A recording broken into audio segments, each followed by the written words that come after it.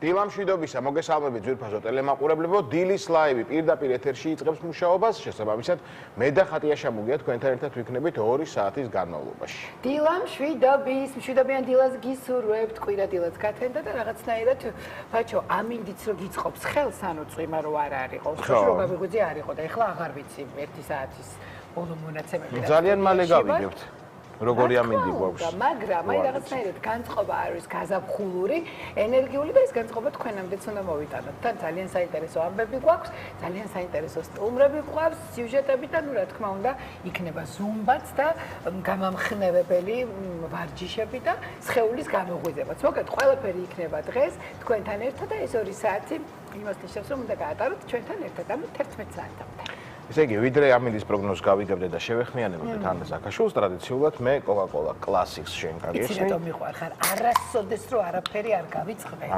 და ასეთი ყურადღებიანი რო. და ზეროს მე გავიხსნი და თან ანას შევეხმიანები, რომელიც გვეტყვის თუ როგორი ამინდი გველოდება.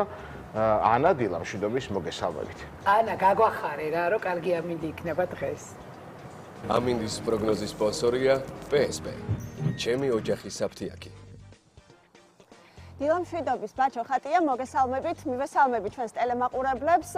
მინდა გაგახაროთ დღეს და მინდა გითხრათ, რომ საქართველოს ზოგიერთ რეგიონში ამინდი ნამდვილად გამოსწორდება და უკეთეს ამინდს ველოდებით დღეს. რაც შეეხება უფრო დეტალურად, დასავლეთ საქართველოში დღეს დროგამოშებით ღრუბლიანობა მოიმატებს. ღამით უმეტეს, დღისით ზოგიერთ რეგიონში მოსალოდნელი არის წვიმა, მთაში კი თოვლის სახით. ღამით ზოგან შესაძლებელია ძლიერი. იქროლებს დასავლეთის ქარი 10-15 მეტრწამის სიჩქარით, ღამით ზოგან ძლიერი 17-22 მეტრწამის სიჩქარით. ჰაერის ტემპერატურა დაბლობში ღამის +1-დან +6 გრადუსამდე მოიმატებს, დღისით +9-+11 გრადუსი იქნება. რაც შეეხება ღამით, მთაში ჰაერის ტემპერატურა -2-დან +3 გრადუსამდე მოიმატებს, დღისით კი +4-+9 გრადუსი იქნება. აღმოსავლეთ საქართველოშიც დროგამოშებით ღრუბლიანობის მომატება არის ნავარაუდები, ზოგან მოსალოდნელია ნალექი, მთაში კი თოვლის სახით. იქროლებს დასავლეთის ქარი 10-15 მეტრწამის სიჩქარით, ზოგან ძლიერი 17-22 მეტრწამის სიჩქარით. ჰაერის ტემპერატურა ბარში ღამით -2-დან +3 გრადუსამდე მოიმატებს, ღამით ხოლო დღისით +9-+14 გრადუსი იქნება. მთაში კი ღამით ჰაერის ტემპერატურა -5-დან 0 გრადუსამდე მოიმატებს, დღისით +4-+9 გრადუსი იქნება. რაც შეეხება ქალაქების მიხედვით ამინდის პროგნოზს, დავიწყოთ სოხუმით, სადაც დღეს მზიან ამინდს ელოდებიან სინოპტიკოსები, ჰაერის ტემპერატურა კი 10 გრადუსამდე დათბება. ზუგდიდში იწვიმებს დღეს, ჰაერის ტემპერატურა ზუგდიდში 13 გრადუსი იქნება, ფოთშიც წვიმა არის მოსალოდნელი, ხოლო ჰაერი ფოთში 12 გრადუსამდე დათბება. 13 გრადუსზე წვიმიან ამინდს ელოდებიან სინოპტიკოსები ოზურგეთში, ხოლო ქობულეთში დღის პირველ ნახევარში წვიმა არის მოსალოდნელი, ხოლო მეორე ნახევარში უკვე მზე გამოანათებს. ჰაერის ტემპერატურა კი აქ 12 გრადუსამდე დათბება.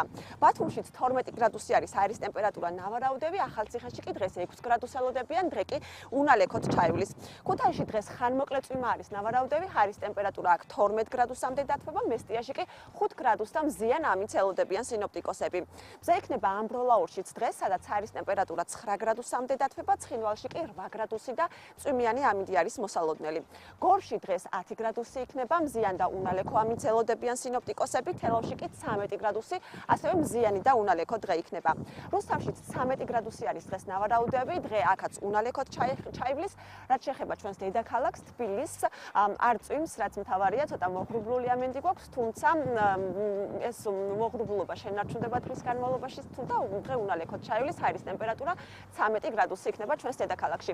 ასეთი ამინდი გქონდა დღეს, კვირა დღეს თბილისსა და საქართველოს რეგიონებში. მე დაგემშვიდობებით, რა თქმა უნდა, დროებით, ცოტა ხანში სტუდიაში შემოგიერთდები ძალიან საინტერესო და მნიშვნელოვანი თემებით. ანა, ძალიან დიდი მადლობა, ჩვენ ვიცით უკვე რა თემაზე შემოგვიერთებით და ერთი სული გვაქვს, ანუ სულ მოუთქმელად გელოდებით. რაც თავარია, ამინდით გადასარევია, ბაჭო, მინუსები არსად არ არის და всё, უკვე დაიწყო გაზაფხული. შვენიერი ამბავი, ძალიან დიდი მადლობა ანას და კიდევ ტრადიციულად მოდი ჩემო ხატია ჩვენს მაყურებელს მომზადებული სახალისო ვიდეოები შევთავაზოთ განწყობისთვის და ჩვენც გავხალისდეთ ცოტა. ამინდზე ხო გითხარით რომ კარგი იქნება და ხა ნახეთ განწყობა კიდევ როგორ გამოგიკეთოთ ამ საინტერესო ვიდეოებით.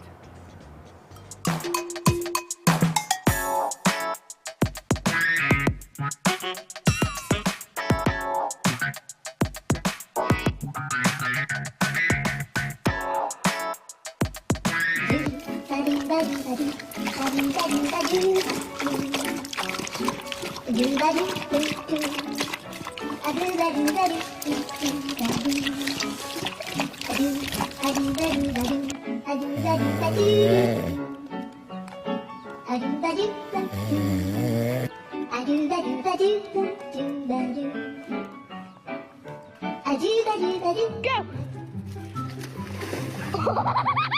tu sors, toi, hein, quand t'es sur le patio? Tu sautes-tu par là?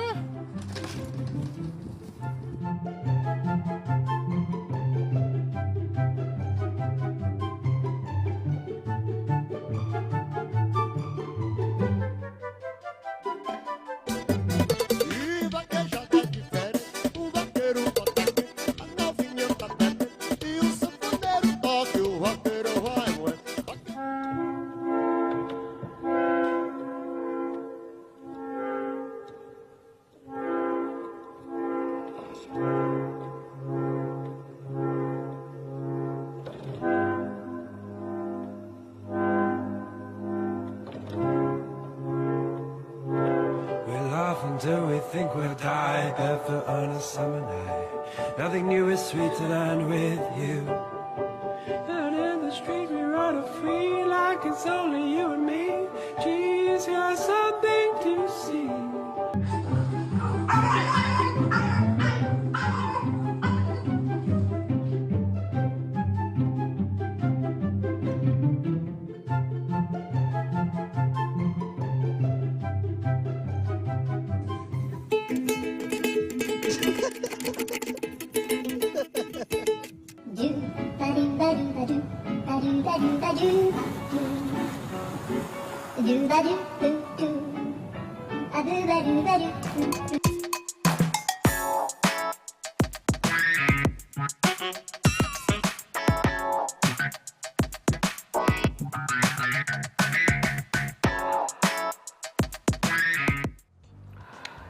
საინტერესო იყო და ბაჭო რანაირად გაცურა პატარა ბეჰემოთი პატარა რანაირად მაგრამ იმასთან შედარებით ესე შორიდან პატარა ჩანდა და თავი რომ აი ეს ჩემი ვეცდება რომ ესეთი წურვა ვისწავლე ნახე აი რომ ჩახვედი ხო და გასისინდი და სადღაც აუზის ბოლოში ამოყავი თავი აი არა ვერ შევი მაგას არა უჩეხო პარვი სიცხაუში ისე წურა უი არა უშავს სამაგერად აი ესე რა ქვია არა აერობიკით ხარ დაკავებული და ნელა თავსაც ჩაყოფ აერობიკაზე გამახსენდა ჩვენი ქექი ზაზანაშვილის და ზუმბას დრო რო დგება დილის ლაივის ეთერში აი ეგ დრო არის ახლა და შემოვიწვიოთ და შემოვიპატიჟოთ მართლა მოვინახე რა ფერებია გამარჯობა დილამშვიდობისა ძალიან კარგი სასიამოვნო ესეც არის ჩემი სტუდენტები ჩემი ფიტნეს სკოლაში სადაც ვატარებ ჯგუფური ვარჯიშების ფიტნეს ტრენერის კურსს და დღეს შეხედეთ ციკლებში ვართ გადასარევ ფორმებში ვართ ესე იგი და რაღაცა განსაკუთრებაში რომ სიახლე იქნება სიახლე იქნება ჩვენ ახლა დავფენთ ჩვენს მატებს ასე ვთქვათ მეც მაგ ესეთი ვარდისფერი უნდა მოვიტარო მე ჩემი მარტით მოვიდე შემდეგ თქვენი დღეს განსხვავებული მოგიტანეთ ვარჯიში ზუმბა რო არის რაღაცა განსხვავებული ცხო უნდა გავაკეთოთ ეს არის ჟგუტი ან რეზინა და როგორც გინდათ ისე დაუნძახეთ ამ ყველაფერს უფრო ჩვენ დღეს გავაკეთებ ძალისმიერ და პილატესის შერეულ ვარჯიშებს ჟგუტით ჩემო კი და შეგიძლიათ ეს გააკეთოთ ჟგუტის გარეშეც იმიტომ რომ გვექნება ისეთი ვარიაციები რომელიც შეგიძლიათ ჟგუტის გარეშე მაგრამ ეს არის ძალიან კარგი ზედატანის და ქვედატანის ესე ვთქვათ გასაძლიერებლად და არის იდეალური თქვენი ფორმების ასე ვთქვათ გამოსატელად როგორ აგვიხსენ მე ჟგუტი ვიცი იმაში მარტო შურდულში არა აი ასეც ყოფილი აი ზუსტად ახლა ჩვენ მუსიკას როცა გავიგებთ ჩვენ გამოვიყენებ ამ ყველაფერს რომ გავაკეთოთ. შეგვიძლია რომ მუსიკა გავიგოთ? შეგვიძლია. კი, ყველაფერი ჟღუტებით წითელი მოვიტანეთ. ავუწიოთ ხმას და ჩვენს რაღაცნაირად. კი, თავიდან ჩვენ გავაკეთებთ გახურებას, ჯერ შეგვიძლია რომ ჟღუტი დავდოთ დაბლა. ეს ჟღუტის ფერებში შეიმოსეთ გოგო. კი, ჩემო კარგო, კი. ამაზე ფერებში. ჟღუტები იყიდეს მოდი თავიდან გავხურდეთ, ჩავისუნთქავთ. მაღლა ამოვისუნთქავთ დაბლა. კიდე ერთხელ ჩავისუნთქეთ. ამოვისუნთქეთ. კიდე ერთხელ ცხვირით ჩავისუნთქეთ. ამოვისუნთქეთ, ყოჩა. წავიდა მხრებით, წრეები 3, 2, 1 და თითო ხელი, 1 წრე, მეორე. ესეთი ბილიდან ასეთი ნადი განტავეთი ვარჯიშები გვექნება. ოჩახ მეგობრებო, ეხლა შეხედეთ ცოტათი. მხრები არის გასწორებული, არის ხელები ჩვენს მხრების ხაზზე და პრესი არის ტონუსში, ეს ნიშნავს, რომ ჩვენი კუდუსუნი არის ჩაწეული და მარტო კერდის ხაზზე გადავდივართ გვერდზე, შეთეთ რო არ დახაროთ. წავიდა მარჯვენა, მარცხენა. ოჩახ, ცოტა შეგვიძლია დინამიორდ 1, 2, 1, 2. ოჩახ. ეხლა შეხედეთ, კერძზე მივიდევით აი ეს ხელები. ჯერ მოვამრგვალებთ ზურგს ოდნავ წინ, გადავალთ გვერდზე, უკან, ისევ გვერდზე. ეხლა შევაერთეთ ეს წრე. ვსუნთქავთ ჩვეულებრივად, ოჩახ. მეორე მხარეს, მეგობრებო. 3, 2, 1. ოჩახ, შეგვიძლია უკვე ჟგუტი ავიღოთ. და აი ეს დიაგონალზე არის, კარგად დაიჭერეთ ჟგუტი, რო არ გაცურდეს, იმიტომ რომ შეიძლება ხო? და დავიწყებთ აი ესეთი ვარჯიშებით კედისთვის, გავასწორებთ ოდნავ, ისევ შემოვიტანთ, ჩავისუნთქეთ ამოსუნთქვაზე.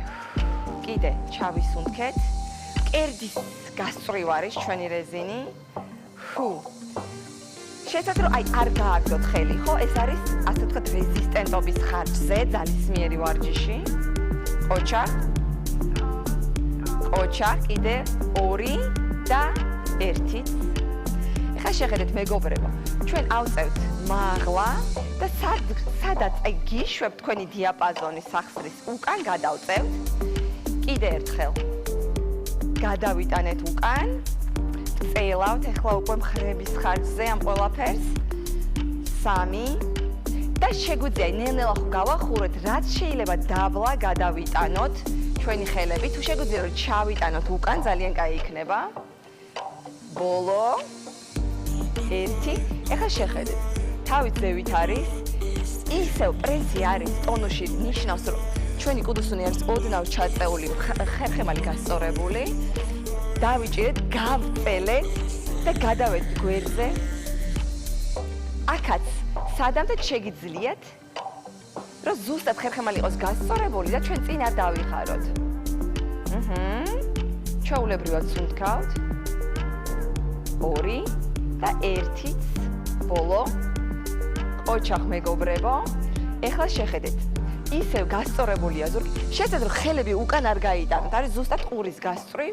წავიდა წინ, დავიხარეთ, უკვე ჰემსტრინგის გაწელვა არის უკან. ისევ. წინ. ოდნავ გავსწორდით და უკან მივაწექით. ისევ.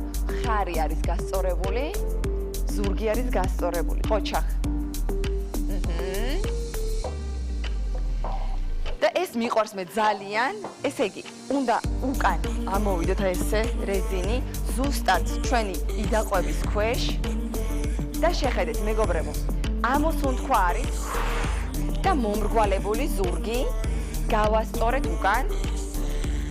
ეს ყველაფერი გაკონტროლებული მოძრაობით ხდება, ნიშნავს რომ ნელა შემოვიტანთ, მაქსიმალურად რეზისტენტულობა არის გაზრდილი უკან. და დავიჭერთ გაწელილ რეზინას და ჟგუტს და მოვატრიალებთ. ძალიან სასიამოვნო არის. შეგიძლიათ თუ ჟგუტი არ გაქვთ, შეგიძლიათ უბრალოდ ხელების ხარჯზე მოვატრიალოთ. თავარი არის, რომ ზურგი იყოს გასწორებული და პრესი იყოს დაჭებული. ოჩახ. იმიტომ რომ ჩვენ მატიც აქ გვაქვს და მოვამზადეთ მატისთვისაც. ოჩახ მეგობრებო.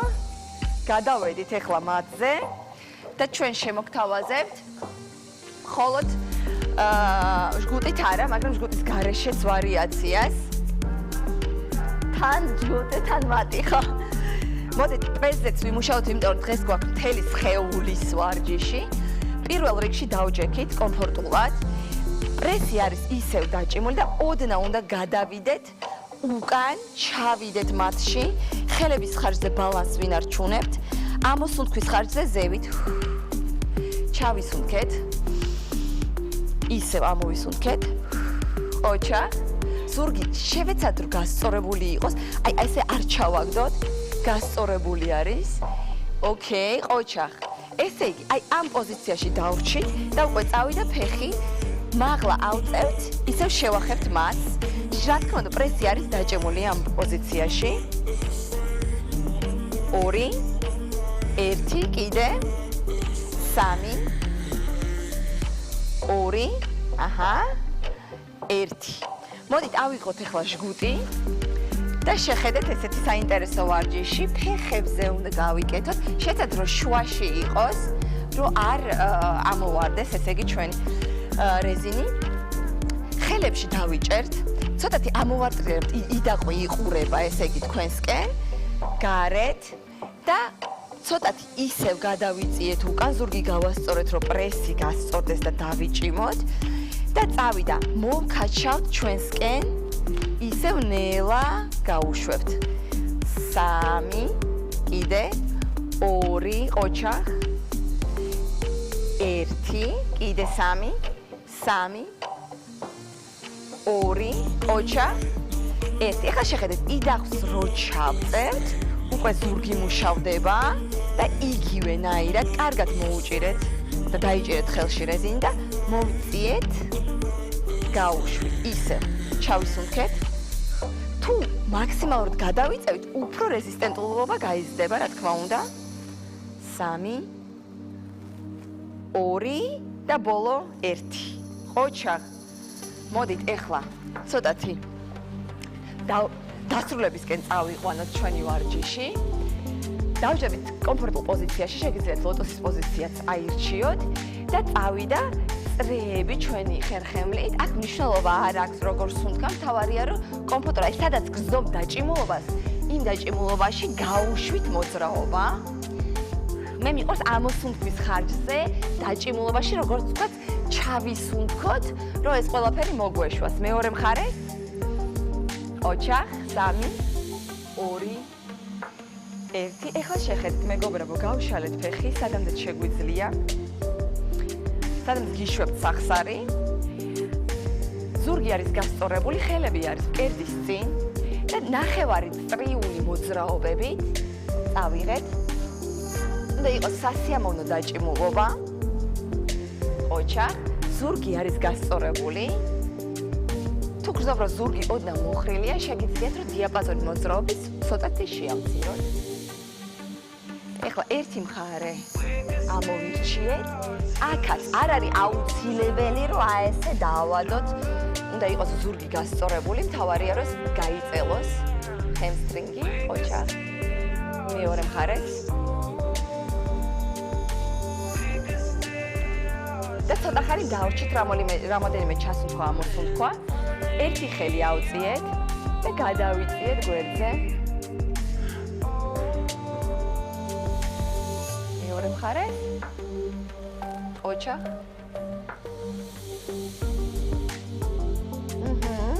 და შეგვიძლია რომ ოდნავ მაქსიმალურად გავშალეთ ფეხები და ოდნავ წინ სადამდე შეგიძლიათ აი ესე გავიწელოთ და დავრჩეთ. თუ თქვენ ხართ უკვე ისეთი მოვარჯი რომ შეგიძლიათ ჩახვიდეთ ბოლომდე ესეც ძალიან კარგი იქნება. ოჩახ. ჩავისუნთქეთ. ამოვისუნთქეთ. ოჩახ.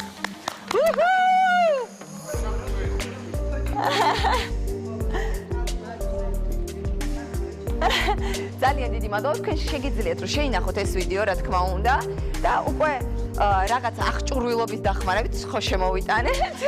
შეგიძლიათ რომ ივარჯიშოთ სახლში ყოველ კვირას ჩვენთან ჟგუტით, მატით და შეგიძლიათ რა თქმა უნდა აბარა მულტიფუნქციური აღჭურვილობა. ძალიან დიდი მადლობა და აუცილებლად გვიყვართ ყოველ კვირას დილას და ივარჯიშოთ ჩვენთან ერთად. ნამდვილად. ძალიან საინტერესო იყო და რაღაცა ახალიც იყო და ცოტა იოგაც გამახსენდა. კი, არის ყველაფერი ეს არის სინტეზში გაკეთებული ვარჯიშები და ყოველთვის თქვენთვის მიყვარს სიახლე და რაღაც საინტერესო მოგიტანთ. ფანტასტიკური ხართ როგორც ყოველთვის, მაგრამ დღეს განსაკუთრებით. მადლობა, კარგი დროებით. და ვინმე მრამე ბაჭო. ცეცხლები არიან. ცეცხლის ფერებში. კი ბატონო. რეკლამაზე უნდა გავიდეთ ახლა და რეკლამის მერე ძალიან მალე დაგიბრუნდებით, ასე რომ დაგვალოდეთ და არ გადარდეთ.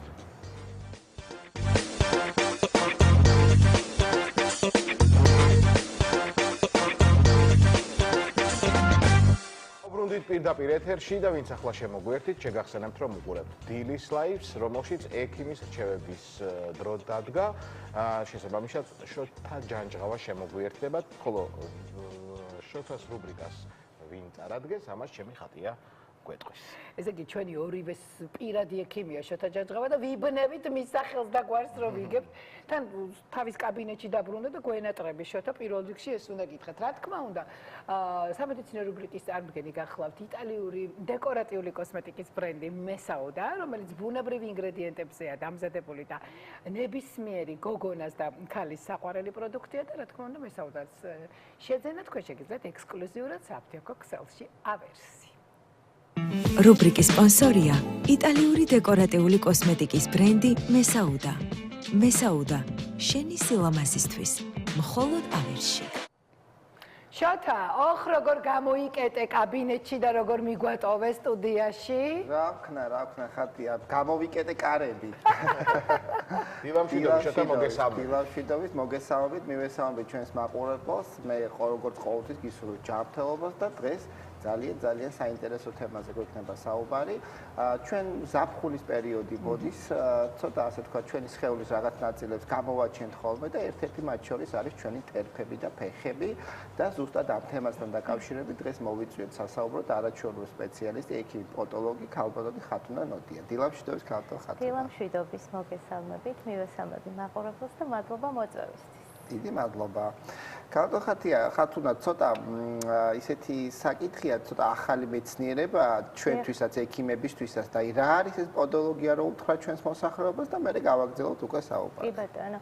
ეს გახლავთ მედიცინის დარგი, რომელიც სწავლობს ყველა იმ პათოლოგიას, დაავადებას, რაც დაკავშირებულია ფეხის ტერფთან. კონკრეტულად კანი და ფრჩხილის დაავადებები იგულისხმება და არსებობს საკმაოდ ბევრი ნოზოლოგია, პათოლოგია და ჩივილი, რითაც მოხმართავენ ჩვენ პაციენტები, როგორც კანის მიმართებაში, ასევე ფრჩხილის მრავალი დაავადებები. ესეც შემთხვევაში ძირითადად უმეტესად დერმატოლოგებთან გადამისამართებია ხოლმე პაციენტები და უკვე ჩვენს მოსახლეობას ექნება ინფორმაცია, რომ ცალკე სპეციალობა არის ეს პოდოლოგია, რომელიც სწავლობს ამ პათოლოგიებს.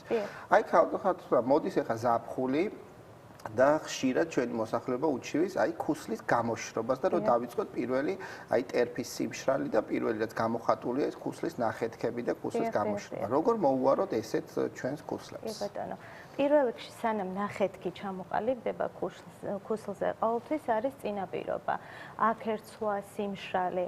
აი ყოველთვის ეს საპრევენციო ღონისძიება, რომ სწორად ჩატარდეს ტერფების პოდოლოგიური დამუშავება, თქვათ აპარატურულად, არასველი წესით, მექანიკური ღრმა გახეხვით და შესაბამისად სპეციალური შარდოვანა შემცველი საცხების გამოყენებით, რასაც უკვე ინდივიდუალურად ნიშნავს ექიმი. უკვე ეს არის ის საპრევენციო ღონისძიება, რომ არ მივიღოთ თუნდაც წვრილი ნახეთქები ან ღრმა სისხლგენ ნახეთქები, რასაც მივყავართ ხოლმე არასწორი თქვათ პროცედურების ჩატარების ფონზე, რომელიც სამწუხაროდ ესთეტიურ ცენტრებში ცოტა ინტენსიურად კეთდება ხოლმე. დიახ. აი სახლის პირობებში რამდენად არის რეკომენდებული დატენიანება და რა სიხშირით უნდა მოხდეს? დიახ. დატენიანება აუცილებლად რეკომენდაციას ყოველთვის გავცემთ ექიმი დერმატოპოდოლოგები. ყოველი დაბანის შემდგომ უნდა მოხდეს ტერფების დატენიანება, განსაკუთრებით ქუსლების და ტერფის ის იმ საყრდენი ზედაპირების, რაც არის მიდრეკილი გარქოვანებისკენ, რაც მერე უბიძგებს, რომ კოჟრის ჩამოყალიბებას შეუწყოს ხელი, სადაც მიდის მეტი ხახუნი ფეხსაცმელთან, ყრდნობა, რის ფონზეც უკვე იჟეჟება ქსოვილი და ვიღებთ გარქოვანებულ ნაწილს, რომელიც საკმაოდ დისკომფორტული და მტკივნეულიც კი აღმოჩნდება ხოლმე. აი კოჟრი ახსენეთ თქვენ ახლა და აი კოჟრებთან მიმართებაში ყოველთვის ჩვენი მოსახლეობა რაღაც მიმართავს ხოლმე რაღაც სპეციალურ დასაკრავებს ან რაღაცებს ხმარობს ხოლმე. აი როგორ ხდება პოდოლოგიურად სწორი როგორ არის ამ კოჟრის მოცილება ან როგორ მიხედავს ჩვენ მოსახლეობა? დასაკრავებს რაც შეეხება, რა თქმა უნდა, რომ გამოუვალ სიტუაციაში, როცა ვთქვათ, ვერ ახერხებს ექიმთან მისვლას, შესაძლოა გამოიყენოს, მაგრამ სწორად და სიფრთხილით უნდა მოხდეს, რადგან ეს პლასტირები შეიცავენ სალიცილის მჟავას და შემდგომ ვთქვათ, სიარულის დროს შეიძლება გადავიდეს ირგვლივ ქსოვილზე და მოახდინოს კანის დამწვრობა. ამიტომ ძალიან სიფრთხილით უნდა მოხდეს ამის გამოყენება. უმჯობესია, რა თქმა უნდა, ექიმთან ვიზიტი, პირველ რიგში ისაზღვრება, სად არის ლოკალიზაცია, თითის ზედაპირებზე, თითებს შორის არეში, ტერფის საყრდენ ზედაპირზე და ამის მიხედვით უკვე ხდება აპარატურული დამუშავება, კერატოზული, ანუ გარქოვანებული უბნის მოცილება და საჭიროებისამებრ შესაძლოა ჩავრთოთ, თუ არის სიღრმე, აი კერატოზული ცენტრს ვეძახით ექიმები, ეგრეთ წოდებულ ფესვს, რასაც მოსახლეობაში არის გავრცელებული, შესაძლოა დავიხმაროთ თხევადი აზოტით მოყინვა. ან შესაძლოა CO2 ლაზერით დავეხმაროთ, თუ გააჩნია სიღრმეს, როგორი გამწვავება, ანთებითი პროცესი თან ახლავს თუ არა და რა თქმა უნდა, გარდა მექანიკური, ვთქვათ, აი ამ დამუშავებისა, ინიშნება თერაპია, ანუ მკურნალობა და მთავარი რაც უნდა ვასწავლოთ ექიმებმა არის ის საპრევენციო ღონისძიებები, რათა ისევ განმეორებით არ მოხდეს წარმოქმნა, იმიტომ რომ ძალიან იტანჯება პაციენტი, აი მუდმივად მოიცილებს, ისევ წარმოიქმნება.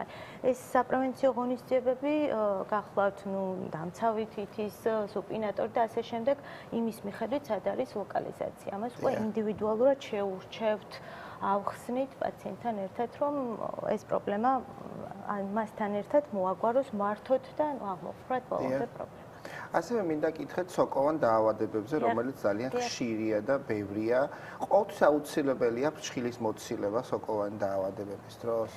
ფრჩხილის მოცილება ქირურგიული გზით, ანუ მთლიანად ამოღება, რეალურად ეხლა ამ საუკუნეში არ არის მიღებული. დაზიანებული ფრჩხილი პირველ რიგში სასურველია მკვდარი ნაწილი, რა თქმა უნდა მოცილდეს, მაგრამ ეს ხდება სრულიად არაინვაზიურად, უმტკივნეულოდ, უსისხლოდ. აპარატი არის სპეციალური პოდოლოგიური აპარატი, რომელიც ახდენს მოცილებას, მოკლებას აი ამ მკვდარი ზედაპირების, ქსოვილების. შემდგომ პენეტრაცია, ანუ შეღწევადობა იმ გარეგანი საშუალებების უფრო მაღალი ეფექტური არის, ვთქვათ, ვიდრე ამ პროცედურების გარეშე და ხანდახან თავიდან გვარიდებს შინაგანად მისაღები პრეპარატების მიღებასაც. რა თქმა უნდა, საჭიროების ამ ჩავრთავთ, რა თქმა უნდა, ამ პრეპარატებს პაციენტის რისკის, ქრონიკული დაავადების გათვალისწინებით, მაგრამ უმეტესწილად შინაგან პრეპარატებს თავს ვარიდებთ ხოლმე აი ამ პროცედურებთან ერთად, რომ მივიღოთ სასურველი შედეგი და ონიქომიკოზი, ანუ სოკოვანი დაავადება ფრჩხილზე განკურნებადია, იმიტომ რომ არსებობს ესეთი მოსაზრება, რომ თითქოს ის არ ინკურნება და აზრი არ აქვს მკურნალობას. რა თქმა უნდა, რისკი არის რეინფიცირების, ანუ თავიდან ასე ვთქვათ, დაინფიცირების, მაგრამ აქაც თუ სწორ რეკომენდაციებს გავცემთ და ასრულებს პაციენტი, უკვე ამის რისკი მინიმუმამდე დადის. დიახ. აი ხატია საკითხვა ხათუნა დია ხატია. კიდევ ერთხელ მოგესალმებით. ხათუნა ძალიან მიხარია რომ ეს პროფესია შემოვიდა, ანუ იმიტომ რომ მე ჩემს მეგობარს ჰქონდა პრობლემა ფრჩხილის ჩაბრუნების, რადგან ფრჩხილის ბოლომდე მოძრობაზეა საუბარი და საზღვარგარეთ ცხოვრობს და იმაშინ გავიგე შოთა სხვათა შორის ეს სპეციალობა პოდოლოგია და რამდენადაც ვიცი ფრჩხილის მოცილება უკვე ჩაბრუნების შემთხვევაშიც აღარ არის რეკომენდებული და სწორედ რომ პოდოლოგები სხვადასხვა მეთოდით ამ პრობლემას კურნავთ. კი ბატონო, დიახ. ჩაზრდილი ფრჩხილით საკმაოდ კომპლექსური საკითხი არის, არსებობს როგორც წვავედ, ასე ვთქვათ, წვავე პროცესი, როდესაც მოდის პაციენტი ანთებით, ექსუდაციით და ასე შემდეგ, როცა ფრაგმენტის და ფრშხილის ფრაგმენტის ნაწილი შეზრდილია გვერდით ქსოვილში, იწყებს ზრდას მაშინ და როგორც უცხო სხეული ისე აღიქმება ქსოვილისთვის და არსებობს ქრონიკულად მიმდინარე პროცესი. წვავე პროცესის დროს, რა თქმა უნდა, მხოლოდ იმ ფრაგმენტის მოცილება უნდა მოხდეს და ირგვლივ ქსოვილის ანთებითი პროცესის მოხსნა. თან ახლავს პერიოდულად გრანულაციური ქსოვილის, ანუ წითელი ანთებითი ქსოვილის ამოსვლა, რაც უნდა უზრუნველყოთ ამის მოშრობა და ანთებითი პროცესის მართვა. რაც შეეხება ქრონიკულ პროცესში, როდესაც გადადის და ეს რო არ მივიღოთ, არსებობს ძალიან ბევრი თანამედროვე ტიპის მკურნალობა, ფრჩხილის ფირფიტის ბრეკეტირება. რამოდენიმე სახის არსებობს, არის ადჰეზიური და არაადჰეზიური, ანუ ის, რომელიც ფრჩხილის ფირფიტაზე იმაგრება, ეწებება და ისევ ახდენთ მოჭინვას, რას აკეთებს, ფრთების ზედაპირს აწევინებს ნელ-ნელა და ის, რაც მიდრეკილია სიმრუდე ფრჩხილის ფირფიტის ქსოვილისკენ ჩასვლისკენ, უკვე იწევს მაღლა, რომ გადმოლახოს ის ქსოვილი, სადაც, თქვათ, აპირებს და აწვება. და არაადჰეზიური არის ფრჩხილქვეშა მოსადები ტიპის ბრეკეტები და სწორად უნდა შეირჩეს და სწორად უნდა გაკეთდეს, ასე ვთქვათ, ბრეკეტი, რადგან დამატებით კიდევ, ვთქვათ, სხვა ჩივილი არ მიიღოს პაციენტმა ბრეკეტირებისგან. სწორად შერჩეული ბრეკეტირებით ეს არის ყველაზე უსაფრთხო, არაინვაზიური და უმტკივნეულო. ბრეკეტი არის უმტკივნეულო.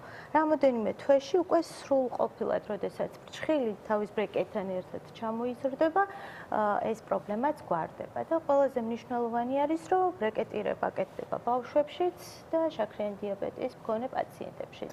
სრულად უსაფრთხო. ბრეკეტზე მინდა ჩაგიკითხო ხათუნა, ეს რამდენად ფეხსაცმლის ჩაცმაში და იმაში უშლის ხელს ეს ბრეკეტი? არანაირ დისკომფორტს არ ქმნის.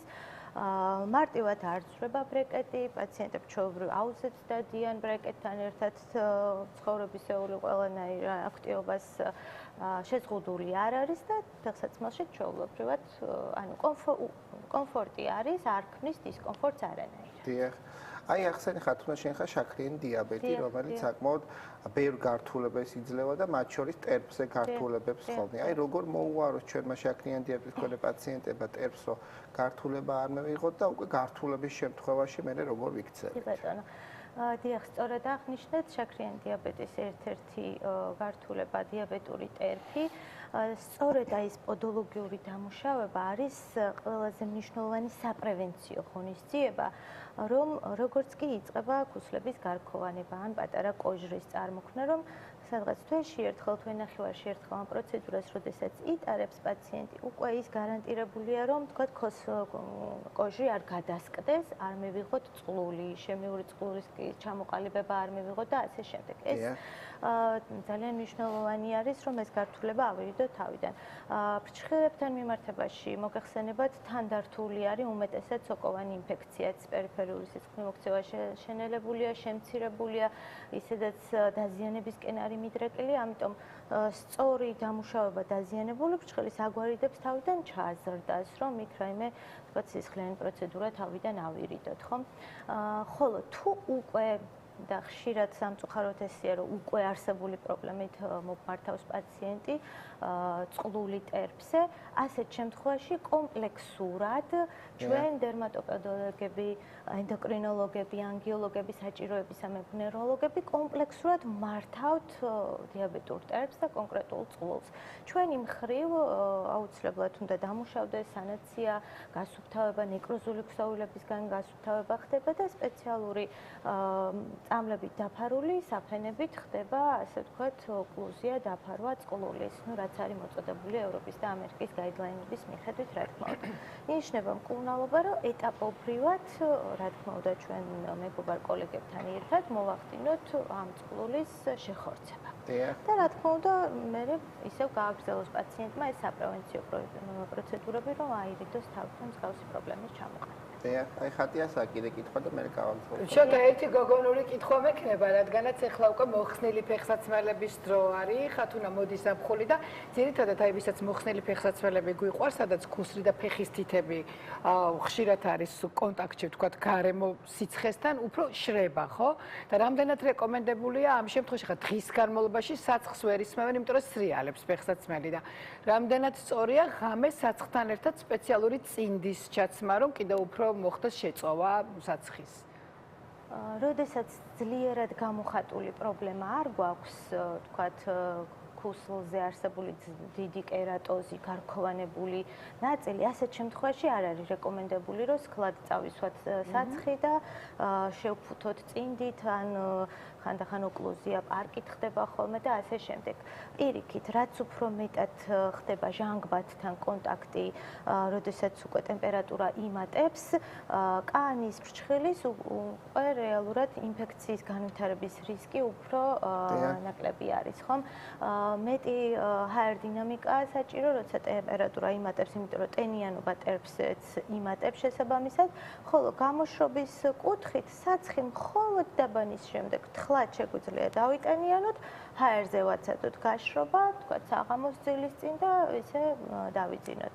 თუ გამოხატული პრობლემაა რაღაც კონკრეტული, ამას უკვე თვითონ ექიმი გირჩევთ ის ლოკალურად ის ადგილი, თქვა რა მედიკამენტი დაიდოთ, შევფუთოთ, არ შევფუთოთ თუ ასე შემდეგ, მაგრამ მოვლის სახით არ გირჩევთ, რომ თქვა წინდაბთან ერთად დავიძინოთ თუ რაღაც ესეთი ტემპერატურული ცვლილება არ არის და არ მოითხოვს.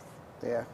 აი ხათუნა რომ გავაგზავნოთ აი დიაბეტთან მიმართებაში ასევე, აი როდესაც უკვე გაჩნდა კოჟრი, გაჩნდა დიაბეტის შემთხვევაში რაღაცა წანაზარდი ან წყლოვანი პათოლოგია. ესე შემთხვევაში ძალიან უფრთხიან ჩვენი მოსახლეობა და ამბობენ ხოლმე აი დიაბეტის დროს ნუ შეეხები და გართულება შეიძლება იყოს. აი როგორია მიდგომა ექიმის ამ დროს? პირველ რიგში სწორად უნდა განისაზღვროს რა ნოზოლოგიასთან გვაქვს საქმე. ანუ მთავარი არის პირველ რიგში სწორი დიაგნოსტირება. დიაგნოსტირება კანის და ფრჩხილის ხდება დერმატოსკოპის მეშვეობით. დერმატოსკოპია კანის ეპიდერმის ათვალიერებს, ონიქოსკოპია ფრჩხილის ფირფიტას, ირგვლივ ქსოვილს. თუ არის კოჟრი ჩამოყალიბებული კერატოზი, იქ სწორად უნდა ჩატარდეს პროცედურა სიფრთხილით, სწორად, რომ არ მივაყენოთ დამატებითი ინვაზია. ამიტომ არის, რომ აი ექიმმა უნდა ჩაატაროს ეს პროცედურა და არ არის რეკომენდებული უფრო ესთეტიურ ცენტრებში, თქვათ, არასამედიცინო პერსონალის მიერ მსგავს პროცედურის ჩატარება. რაც შეეხება წყლულს, არსებულ წყლულს, აქაც უნდა წყლულის ტიპები არსებობს, ხო? არსებობს შრალი ტიპის წყლული, სველი, იმის მიხედვით ხდება შეხება და ჩარევა. თუ არის ექსუდაციით, ანუ სველი ტიპის წყლული, ასეთ შემთხვევაში ჯერ სპეციალური საფენები არის, სადაც ხდება აბსორბცია, ანუ შეწოვა თავის მოშრობით და თუ რაიმე თქვათ ნეკროზული უბნებია, ასეთ შემთხვევაში ხდება გასუფთავება, რომ ჯანსაღმაქსოვილმა ეპითელიზაცია მოახდინოს. ესე პირდაპირ ვთქვათ, რომ არ შევეხოთ, ან შევეხოთ, კონკრეტულად რთულია, უნდა შევხედოთ რა პრობლემასთან გვაქვს საქმე, თუმცა ცალსაღა შეგვიძლია ვთქვათ, რომ აუცილებლად პრევენცია ძალიან მნიშვნელოვანია განსაკუთრებულად დიაბეტური ტერფის შემთხვევაში. დიახ. აი ხათუნა რა იქნება ახლა საზაფხულო რჩევები ჩვენი მოსახლეობისთვის, სანამ დავასრულებთ? საზაფხულო რჩევები არის ღია ფეხსაცმლის გამოყენება, ძალიან მნიშვნელოვანია ჰაერდინამიკა კანისთვის, ფრჩხილისთვის, ბუნებრივი ქსოვილის მატერიის წინდების გამოყენება, ესეც სწორედ აი ამ მიზნით, დატენიანება კანის ქუსლების და შეგიძლიათ საპრევენციოდ ექიმ პოდოლოგს მიმართოთ, რათა თუ თქვენ ვერ ამჩნევთ რაიმე ცვლილებას, უკვე ის მარტივად ერთ პროცედურაში, როცა სანამ არ გაღრმავდება პროცესი, მოაგვარებს პრობლემას.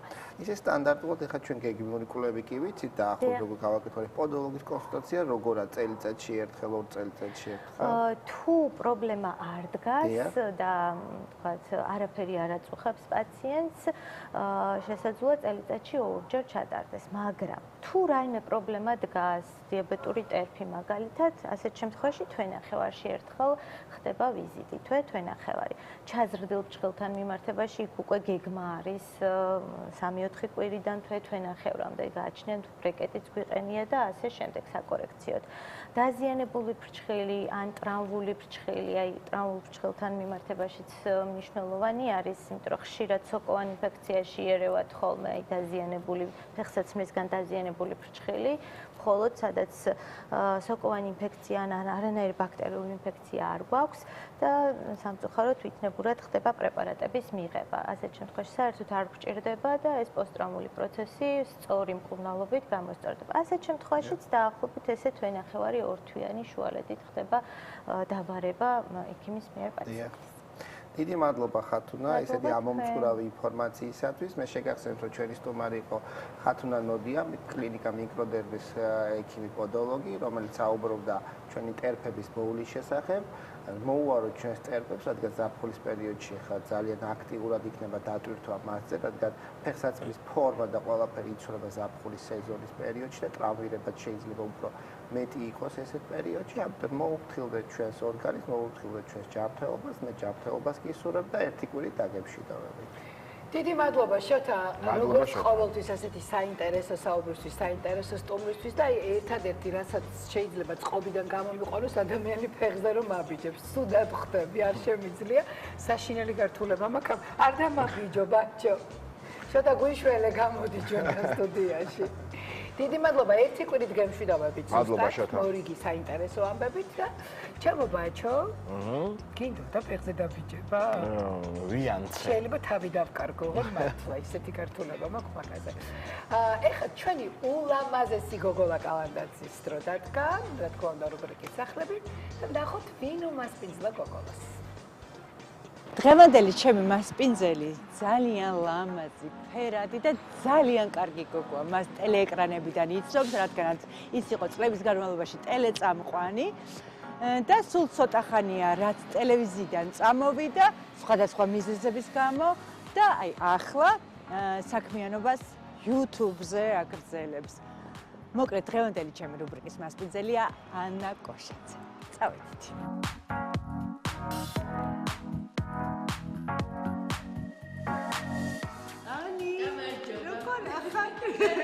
ჩემოლამაზო. მოდი ეს დაგიმაგრო. ეთილი იყოს ჩემი ფერი შენ. ეთილი იყოს მობრძანდი. როგორ ხარ? არა მიშა. შებეცა და იმელაგებინა ცოტა სახე. სუარეულია ხოლმე ისე. შენ მოალაგე ყველაფერი. კი, მოდი. გაშრომე. ხო.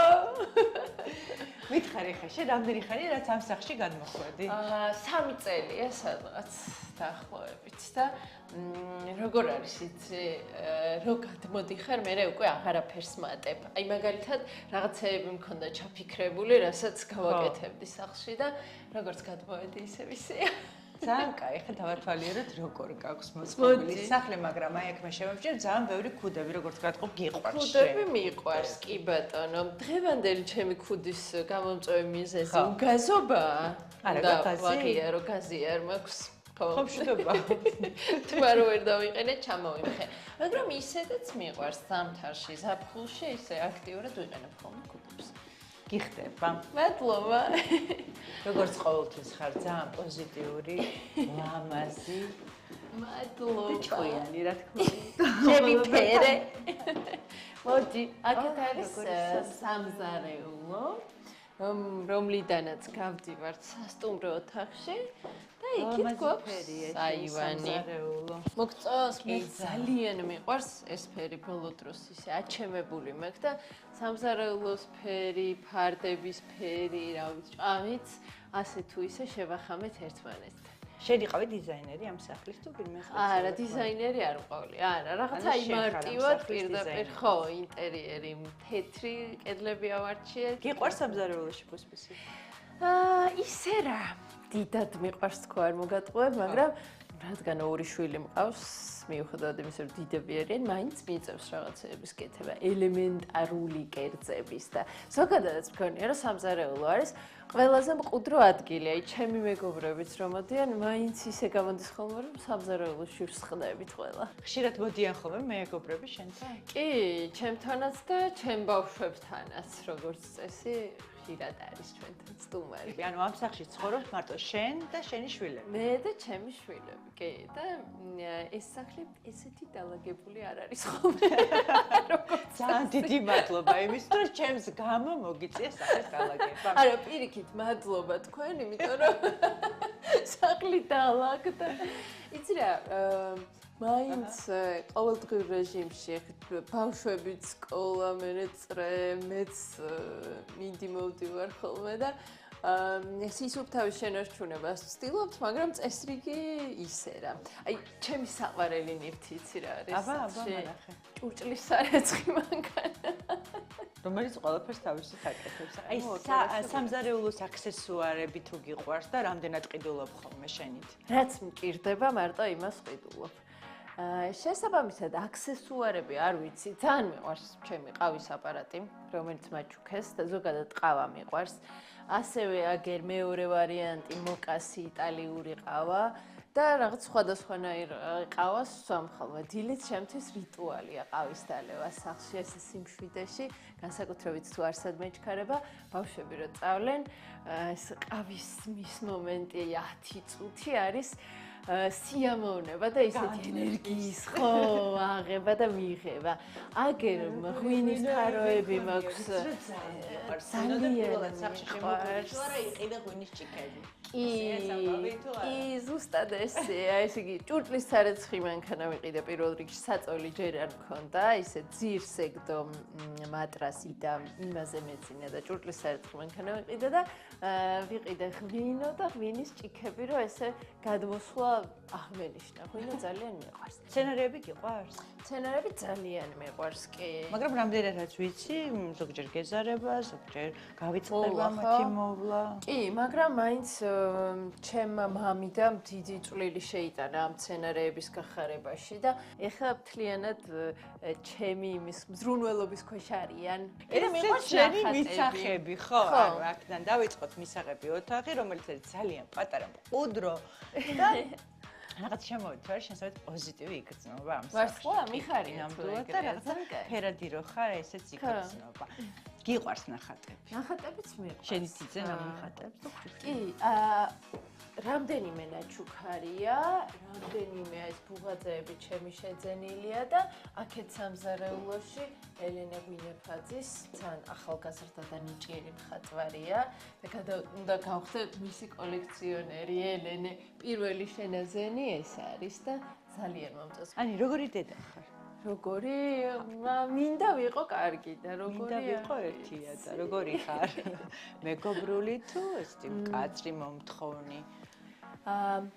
გააჩნია რიგ შემთხვევებში მომთხოვნიც ვარ, რიგ შემთხვევებში მეგობრული. ერთადერთი რას ვცდილობ იცი და სულ მაგას ვუხსნი ჩემ შვილებს და მინდა რომ ჩემი დამოკიდებულებითაც ეგ შეგრძნება გქონდეთ, რომ იგრძნონ, რომ დედას უყვარს უპირობოდ. აი, რაც არ უნდა მოხდეს მათ ცხოვრებაში, რაც არ უნდა დააშავონ და საზოგადოებისთვის მიუღებელი საქციელი ჩაიდინონ, ან არ ვიცი, კანონი დაარღვიონ, იმედია რომ ასეთი არ მოხდება. მინდა რომ შეგრძნება გქონდეთ და იცოდნენ რომ მუდამ მათ გვერდით ვიქნები. აი, არ აქვს მნიშვნელობა რა პრობლემაც არ უნდა გქონდეთ ცხოვრებაში და დანარჩენი უკვე რა ვიცი, რაღაცა ხანდახან ჯუჯღუნებ ხოლმე სახლში, იცი? რატო არ მეცადინეობ ან მიალაგეთ ოთახი? ხო, აი მაინტერესებს სახლში როგორი ხარ? მეცადინეობას სხვათა შორის არა, ეს მშვიდი, წყნარი, გაწონასწორებული შვილებთან ურთიერთობის დროს მაინც ხო გიწევს ხოლმე ზოგჯერ რაღაცა ტონის ცოტა აუ, კი, და ძალიან ბევრჯერ მინონია კიდეც და როცა ხვდები რომ განსაკუთრებით არასამართლიანად მოვეკეცი და რაღაცა ისეთი უთხარი, რასაც არ იმსახურებდნენ, ბოდიშიც მომიხდია. კი, სამწუხაროდ ხანდახან არის, რომ დედა ვერ იმორჩილებს თავის ემოციებს, მაგრამ ეგ უნდა იცოდნენ, რომ ისიც ადამიანია და შეგიძლია შენი შეცდომის აღიარება და მეცადინეობაზე ბოლო დროს ახლა დავფიქრდი, პრინციპში აღარაფერს ვამბობ, იმიტომ რომ ორივე მიმდენად აიღო პასუხისმგებლობა და რაღაც თავის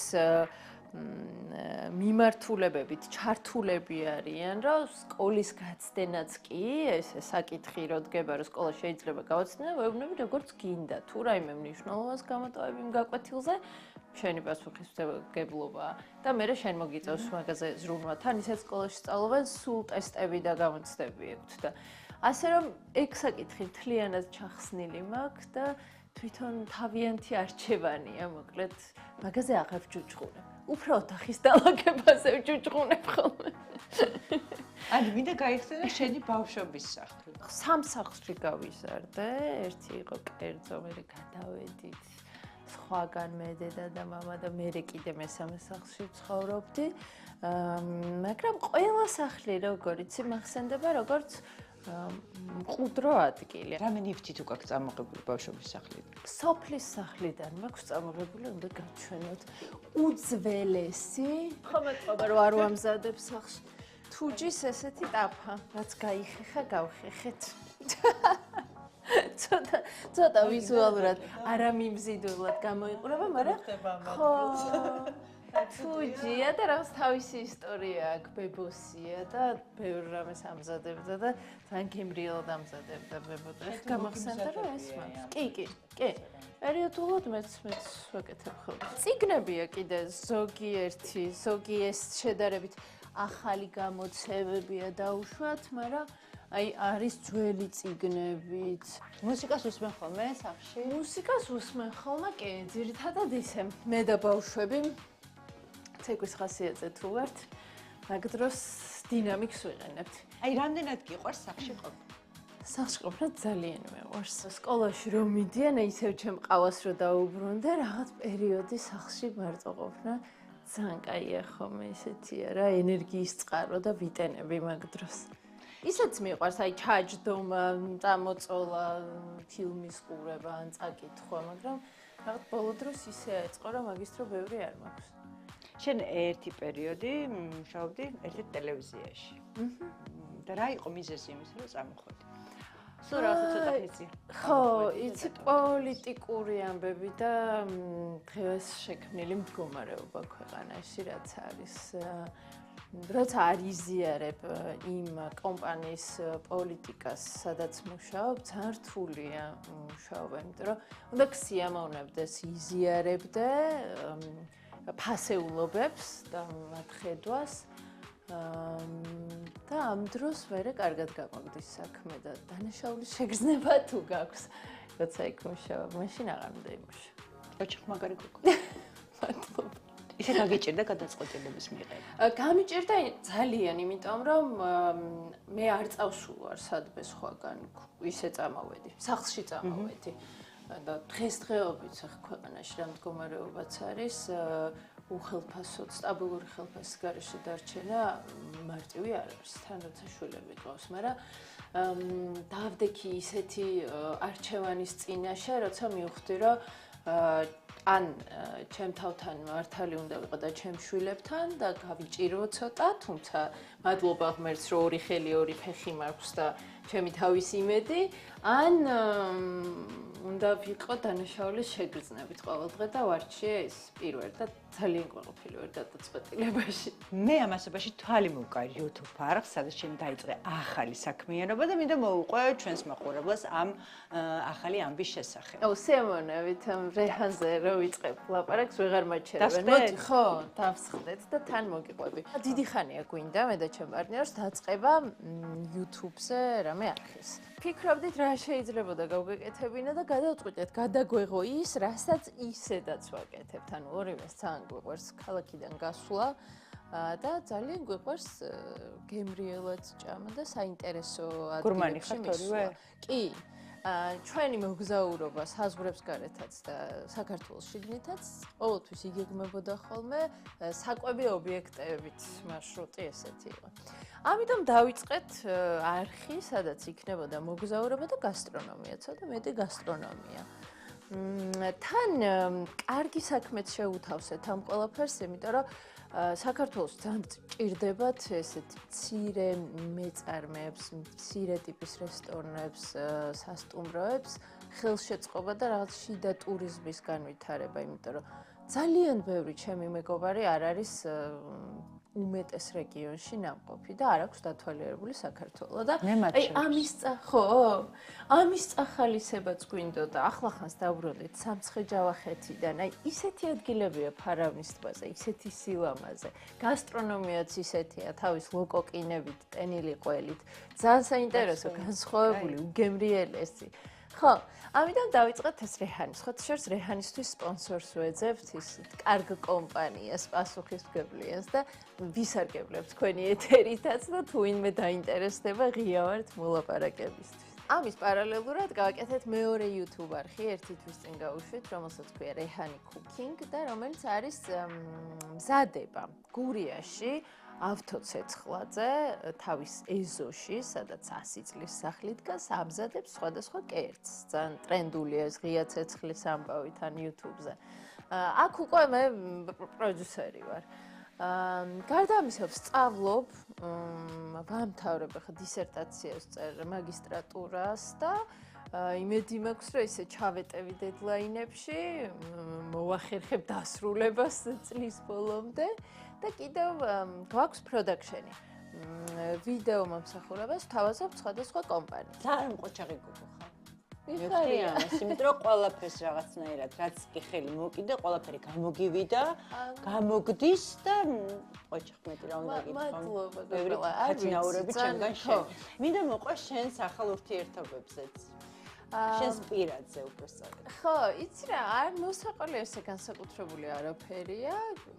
კარგად გრძნობთ ორივე ერთად თავს და გვაქვს ბევრი რაღაცა საქმე ერთობლივი, ბევრი გეგმა მხრივ და იმედია განვავითარებთ და წავალთ იქით, საითაც გვინდა ჩვენს კარიერაში. ამ ეტაპზე ბედნიერი ხარ. კი, ძალიან.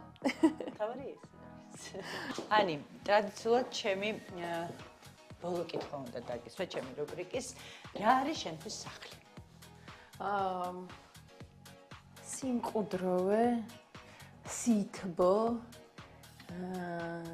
დასვენება და ასევე რაღაც ენერგიის წყაროც, იმიტომ რომ სახლში იღები იმ ენერგიებს, რასაც მე ესე აქტიური ხარ და გარეთ ხარჯავ და ახმარ შენ საქმეს თუ გარშემო მყოფებს არ ვიცი, ასე რომ სახლში სიმყუდროვის შეგრძნება მნიშვნელოვანია. ანი, ძალიან დიდი მადლობა. თქვენ მადლობა.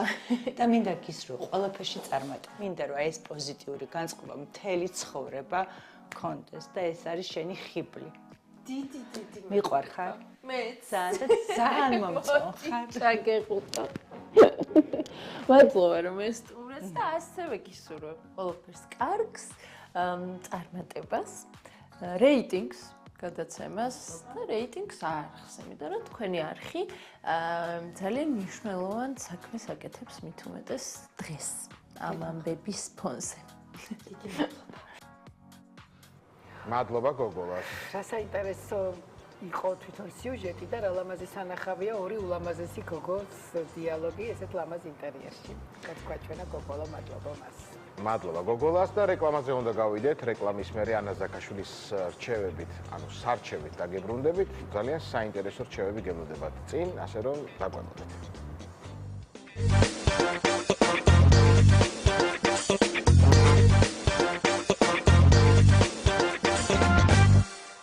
დავბრუნდით პირდაპირ ეთერში და ვინც ახლა შემოგვიერთით, შეგახსენებთ რომ უყურებთ დილის ლაივს, დილამშვიდობისას გეტყვით.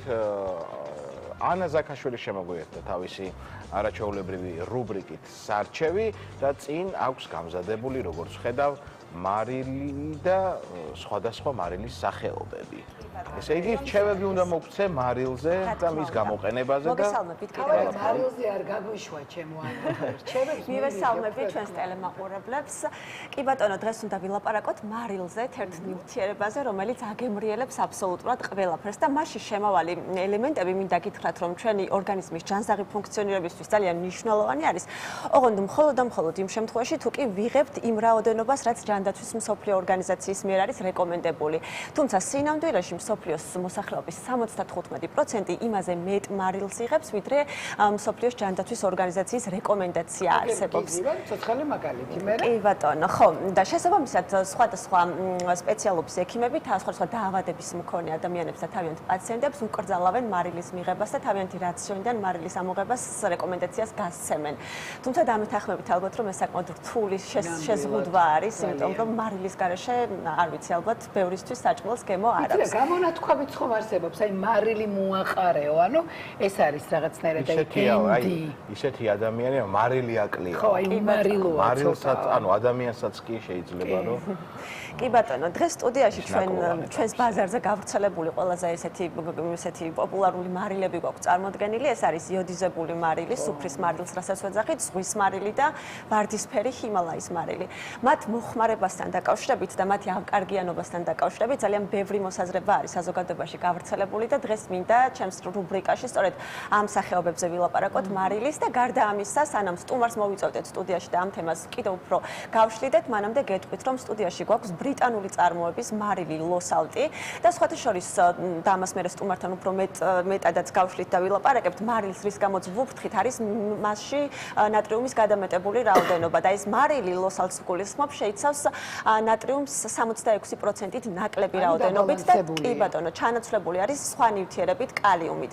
ბრიტანელები ჯანსაღყვებას ძალიან დიდ მნიშვნელობას ანიჭებენ და რა თქმა უნდა სასიამოვნო არის, რომ მარილის დონეზეც აქვს ეს კომპონენტი დარეგულირებული და სასიხარულოა ის, რომ 30 ქვეყანაში რეალიზდება ზოგადად ეს პროდუქტი მსოფლიოს მასშტაბით და მათ შორის საქართველოშიც. ახლა ესეთი აქვს, არ გამოგრჩება.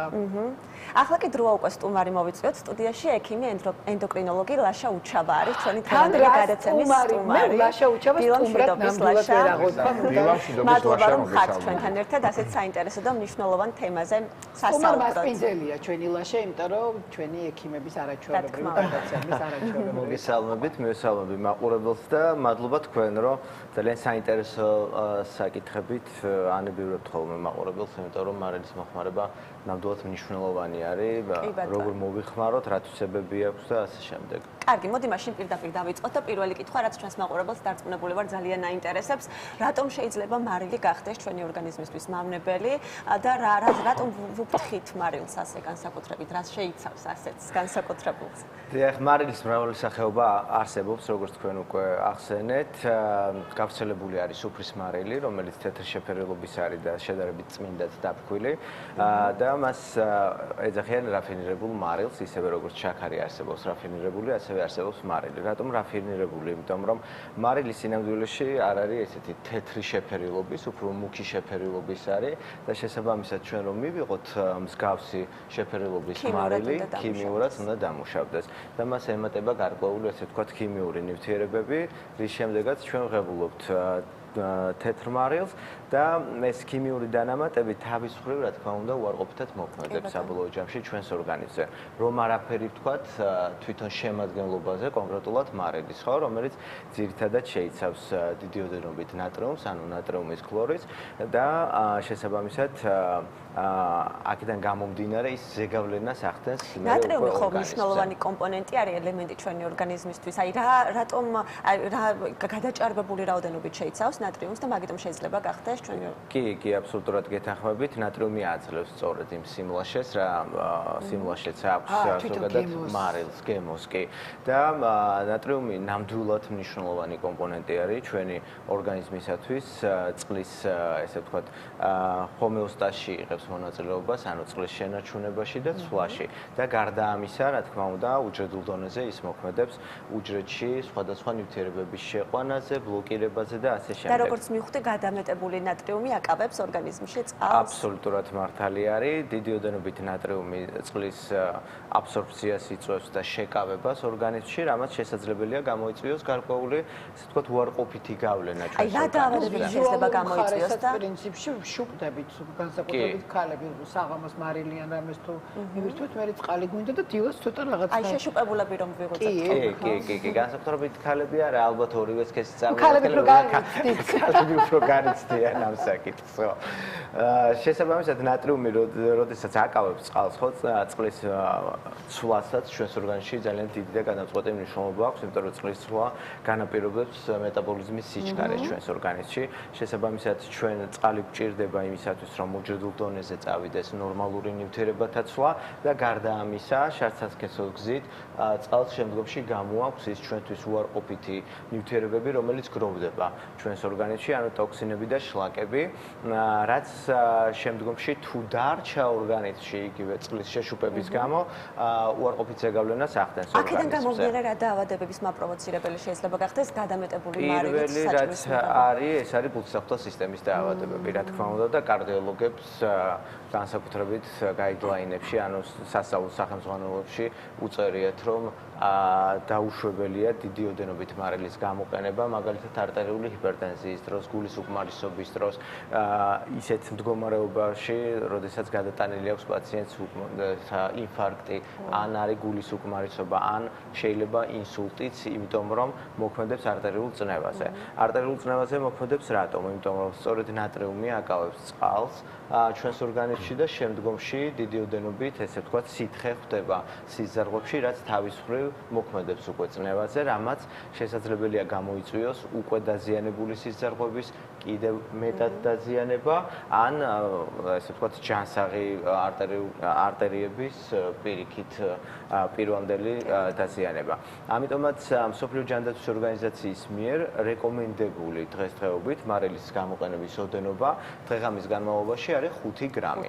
5 გრამი ეს გახლავთ 1 ჩაის კოვზი მარილის დღე-ღამის განმავლობაში, მაგრამ ჩვენ აქვე არ უნდა დაგვავიწყდეს უკვე მზა პროდუქტებიც, ხო? უკვე შეიცავენ მარილის ისინი და ჩვენ კიდევ მაშა თვითონ ხარშვის დროს როცა ვიყენებთ ეს ხომ აუცილებელიც არის, ვთქვათ რაღაცა თუნდაც ვერმიშელის ხარშვისასთან, როცა წყალში ვიყავთ, ესეც ითვლება იმ 5 მილიგრამში. რა თქმა უნდა ითვლება ეს და ეს არის აქვე რო აღვნიშნოთ კულინარიაში წინასწარი ხარშვის დროს დამატება მარილის არ მოქმედებს საგემოვნო თვისებებზე, მოქმედებს თვითონ ტექნოლოგიურად პროდუქტის მომზადებაზე, ხო? აი მაგალითად იგივე ვერმიშელთან მიმართებაში მარილის ჩაყრა წინასწარ აუცილებელი არის, იმიტომ რომ ვერმიშელზე არსებული სახამებელი, ესე ვთქვათ, გაანეიტრალოს და მაკარონი თუ ვერმიშელი ერთმანეთს არ მიეკრას, აი როგორც არ ვიცი რამდენად წავთ მახსოვს, მაგრამ როგორც სადეზინფექციო საშუალება თუ შეიძლება რომ გამო აი წვანილს რო ვრეცხავთ ხოლმე მაშინ უშუალოდ გამოიყენება, იმიტომ რომ გარკვეულწილად მოქმედებს ის რა თქმა უნდა ბაქტერიებზე და შესაბამისად ვთქვათ გარემოში არსებული ბაქტერიები, რომელიც პირდაპირ კონტაქტში არის ისეთ მცენარეებთან, რომელიც ვთქვათ ბუნებაში მოიპოვება, მათ შორის რა თქმა უნდა მწვანილი, მათ შორის ხილი, იქნება ეს თუ სხვა ტიპის ბოსტნეული, გარკვეულ დეზინფექციას აკეთებს და რიგ შემთხვევებში არის ხოლმე ისედაც რომ აი მაგალითად სამედიცინო ესე ვთქვათ სფეროშიც მარილიანი წყალი გარკვეულ სადეზინფექციო საშუალებებს დაჩირქებულთით და იმას ძალიან ჭარბწონიან ადამიანებსაც დიეტას როცა უნიშნავენ, მაშინ მარილიანი საკვების ამოღებას ირჩევენ ხოლმე. მე მგონი დიეტის დროს მარილს გვიგზავნოს. ზოგადად მაშინ როდესაც ჩვენ გვინდა რომ სხეული გქონდეს, ასე ვთქვათ, ლამაზად გამოიყურებოდეს და ფორმები არ დაკარგოს, ხო? შეშუპებაზე არის აქ საუბარი. რა თქმა უნდა, ამ დროს უნდა იყოს ან დაბალი შემცველობის მარილიანი პროდუქტები გამოყენებული, ან საერთოდ თუ არის სიმსუქნე ამ შემთხვევაში და ჩვენ ვიცით რომ სიმსუქნე არის დაავადება, რომელიც მხოლოდ ესე ინდივიდუალურად ცალკეულად არ არის ორგანიზმში, მეტაბოლურ სინდრომში განვიხილავთ ხოლმე ყოველთვის, რომელიც თავის მხრივ მოიცავს რა თქმა უნდა გულსახუთა სისტემის დაავადებებს, ენდოკრინული სისტემის ნივთიერებათა ცვლის მოშლას და ასე შემდეგ. მარილი ერთ-ერთი განმაპირობებელი ფაქტორი არის იმისა, რომ სიმსუქნის დროს გარკვეული დაავადებები კიდევ უფრო წამოვიდეს წინ, ხო? აპროვოციროს. რატომ? იმიტომ რომ იგივე ვთქვათ წყლის შეკავების ფონზე. წყლის შეკავების ფონზე გარდა იმისა, რომ როგორც ვახსენეთ, არტერიული წნევა იმატებს და სიმსუქნის დროს ეს ერთ-ერთი განმაპირობებელი ფაქტორი არის სიმსუქნის გართულებების განვითარების ჩვენს ორგანიზმში. გარდა ამისა, როგორც აღვნიშნეთ, მარილს წყალს აქვს ჩვენი ორგანიზმიდან სხვადასხვა ნივთიერებების გამოდევნის საშუალება. შესაბამისად, მაშინ როდესაც მარილიან საკვებს ხვებულობთ, ის ნივთიერებები ისევ გროვდება მუშაობდება ჩვენს ორგანიზმში და შესაბამისად ვერ ვღებულობთ ორგანიზმის გაჯანსაღებას. აქედან გამომდინარე აუცილებელი არის ამ დროს იყოს მარილი სრულად შეზღუდული ან მინიმუმამდე დაყვანილი მისი გამოყენების ოდენობა, რასაც მსოფლიო ჯანდაცვის ორგანიზაცია გვთავაზობს. კი ბატონო, აქ გვაქვს რამდენიმე სახეობის მარილი წარმოდგენილი, სანამ უშუალოდ ლოს-ანჯელესზე გადავიდოდეთ, მანამდე აი მაგალითად მე ჰიმალაის მარილზე მსმენია, რომ ნაკლებ რაფინირებული ან ნაკლებად არის ქიმიურად დამუშავებული. ყველა ტიპის მარილში არის ეს საფრთხე, თუ არსებობს რაღაცა მარილის სახეობები? ამას მიუთითებს, ნახეთ, ჰიმალაის მარილიც არსებობს ორი სახეობის, ეს არის შავი ჰიმალაის მარილი და არსებობს ვარდისფერი ჰიმალაის მარილი. შესაბამისად, ვარდისფერი ჰიმალაის მარილი სწორედ ასევე ქიმიური დამუშავებით არის მიღწეული და მათაც აქვს გარკვეული დანამატები, თუმცა მეტად ახლოს დგას, ესე ვთქვათ, ბუნებრივ შემადგენლობასთან. გარდა ამისა, სუფრის მარილისგან განსხვავებით, მაშინ როდესაც ჩვენ ვსაუბრობთ რაფინირებაზე, ჰიმალაის მარილი განსაკუთრებით დაბალ ნატრიუმის შემცველობით გამოირჩევა. ფაქტიურად მასში ნატრიუმი არ არის და ძირითადი, ესე ვთქვათ, სიმლაშეს აძლევს სწორედ კალიუმი ამ შემთხვევაში. ხა, რატომ ჰიმალაის მარილს რატომ უკეთებენ რაფინირებას? იმიტომ რომ ჰიმალაის მარილი გარდა კალიუმისა შეიცავს ასევე დიდი ოდენობით გოგირდის წყალბადს, რომელიც მას ანიჭებს, ესე ვთქვათ, კვერცხის გარკვეულ არომატს, ხო? ანუ გოგირდის აბანოებთან თუ ჩაგვივლია, კვერცხის სუნს ვიგრძნობთ, ხო? გოგირდსა აქვს თვითონ ეს სუნი. თუმცა შავ მარილს ძირითადად ამის გამო ხშირ შემთხვევაში გამოიყენებენ მაგალითად ვეგეტარიანელები, იქიდან გამომდინარე, რომ სწორედ ეს არომატები, ხო, მიიღონ, მაგრამ რაფინირება უწევს იმიტომ, რომ მოშორდეს ეს გოგირდის წყალბადის სურნელი და შესაბამისად ჩვენ მივიღოთ მხოლოდ კალიუმის ხარჯზე არსებული გარკვეული სიმლაშე. აი, კალიუმზე ვსაუბრობთ და ახლა ლოს-ანჯელესზე მინდა გადავიდეთ. თუ კი მაგალითად მარილი უნდა ავკრძალოთ ჩვენი რაციონიდან, მისი კარგი ალტერნატივა არის სწორედ ეს ფორმულა შეცვლილი მარილი, ნატრიუმ ქლორი, არა კალიუმ ქლორი გამოდის? აი თუ შეგიძლიათ გითხრათ ამ მარილზე, როგორც ვკითხულობთ ხომ, 66%-ით ნაკლებ ნატრიუმს შეიცავს, ხო? სოდასაცო, ხო? 66%. კი, ნებისმიერი მარილი გარდა ნატრიუმის, ქლორიდისა, კალიუმისა შეიცავს სხვადასხვა ასევე მიკრო-მაკროელემენტებს, მათ შორის არის თუთია, მათ შორის არის მაგნიუმი, მათ შორის არის სელენიუმი და ასე შემდეგ. აი თვითონ კალიუმზე რა შეგვიძლია? კალიუმის შემცველობა, რა თქმა უნდა, კალიუმი ორგანიზმში წყალს არ აგროვებს, ეს ერთ-ერთი დიდი პლუსი არის და სწორედ ეს წყლის არ შეკავება უკვე იმ დადებით ეფექტებს განაპირობებს, რაც არ უნდა გქონდეს, ესე ვთქვათ, დიდი ოდენობით მარილის მიღებას, ხო? მაგრამ ჩვენ ვიღებთ საბოლოო ჯამში საგემოვნო თვისებებს. კალიუმი ანუ საგემოვნო თვისებებს არ კარგავს კალიუმს რომ შეიცავს, ნატრიუმი ხომ აძლევს სიმლაშეს მარილს და კალიუმ შემთხვევაში არ კარგავს. კალიუმსაც აქვს თავისი სიმლაშე და შესაბამისად საგემოვნო თვისებებს ის აძლევს, ინარჩუნებს, ამიტომ ფაქტიურად განსხვავება შესაძლებელია თუ დიდი ოდენობით ნატრიუმის შემცველ მარილს ვიყენებთ, ამ შემთხვევაში კალიუმზე გადასვლის დროს გარკვეული ესე ვთქვათ ვიგრძნოთ გარკვეული სხვა არომატები, მაგრამ ხო, ჩვენ ვიცით რომ ყველაფერი ჩვევა არის, ხო? ჩვენი ორგანიზმისთვის, მათ შორის წყლის მიღება, მათ შორის მარილის მიღება და ხშირად მაშინ როდესაც პაციენტები მაგალითად გადადიან ნატრიუმის დაბალი შემცველობის მარილზე ან საერთოდ მარილი აქვს დამოღებული, რამოდენიმე ხნის შემდგომ აღნიშნავენ რომ მათ გაიგეს საკუთრში სხვადასხვა ტიპის არომატები, ანუ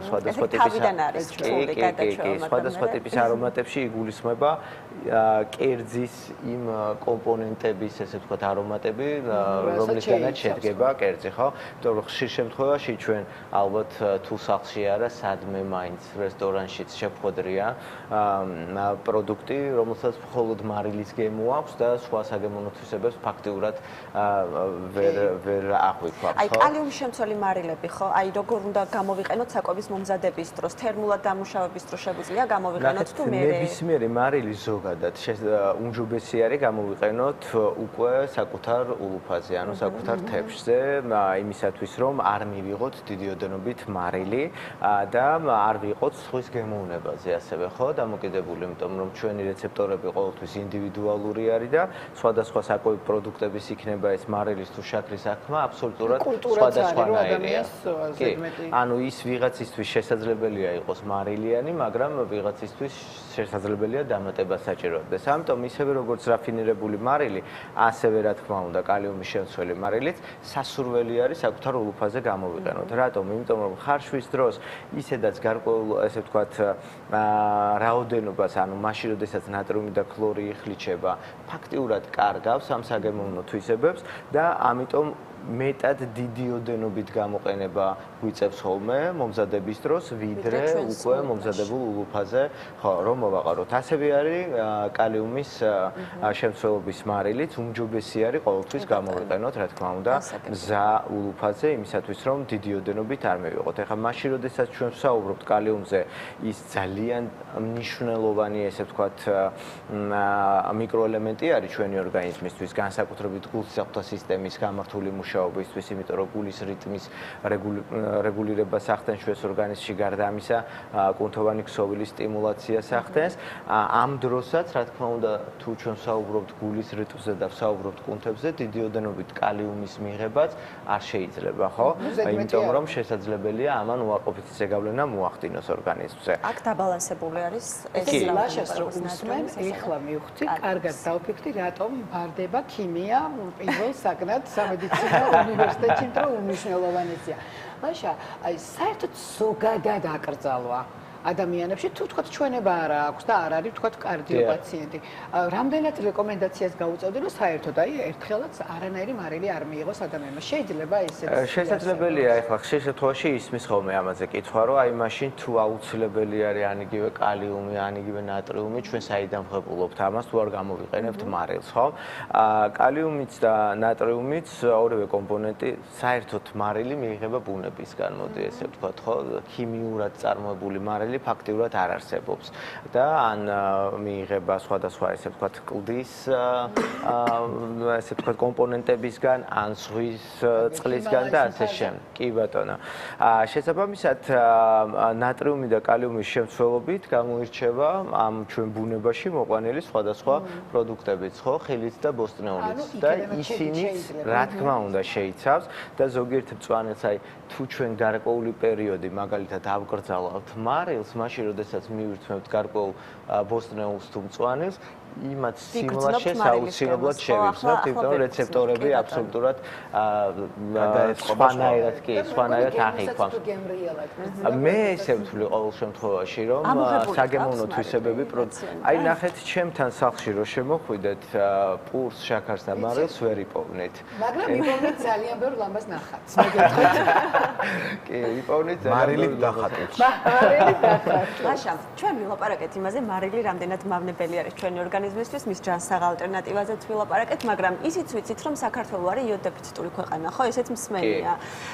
ამ შემთხვევაში რას ვშვები? აი, იოდიზირებულს მაგიტომ ეცეpt ხოლმე. კი, იოდიზირებული მარილი აუცილებელი არის. აი, მაგალითად 90-იან წლებში, მაშინ როდესაც დაიწყო იოდდეფიციტზე საუბარი და დაიწყო მარილის გამოყენებაზე საუბარი, იმიტომ რომ მაშინ შედგა, ესე ვთქვათ, სახელმწიფო როგორც საქართველო გაწევრიანდა მსოფლიო ჯანდაცვის ორგანიზაციაში და სხვადასხვა სამედიცინო საზოგადოებებში და არ ვიყავით მხოლოდ და მხოლოდ რუსეთის, ესე ვთქვათ, იმპერიის ქვეშ ამოფარებული, სადაც თავისი რაღაცა გარკვეული წესები აქვს და აკრძალული პრეპარატებიც კი დღესდღეობით გამოიყენება მათთან, ისევე როგორც მარილი, შემოწმდა მარილის სახეობები და აღმოჩნდა, რომ შემოდიოდა 25 სახეობის მარილი ჩვენთან ბაზარზე და 25 სახეობის მარილიდან მხოლოდ და მხოლოდ 6 აკმაყოფილებდა იმ სტანდარტებს, რაც უნდა ყოფილიყო რეალურად სუფრის მარილისთვის. ამ 25-დან საერთოდაც აღმოჩნდა, რომ 14 იყო ტექნიკური მარილი, რომელიც საერთოდ საკვებად არ გამოიყენება და დანარჩენი არ შეიცავდა იოდს. ამიტომაც 94 წლიდან უკვე კანონმდებლობით გაწერილი არის, რომ საქართველოში არ შეიძლება იოდის მარილის გაყიდვა, რომელიც არ შეიცავს იოდს.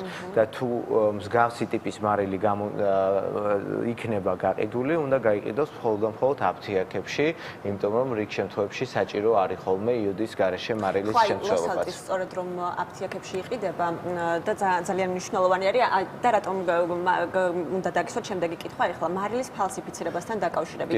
ანუ როგორ შეიძლება მარილის ფალსიფიცირება და რამდენად სახიფათო არის ჩვენი ბაზარი ამ თვალსაზრისით?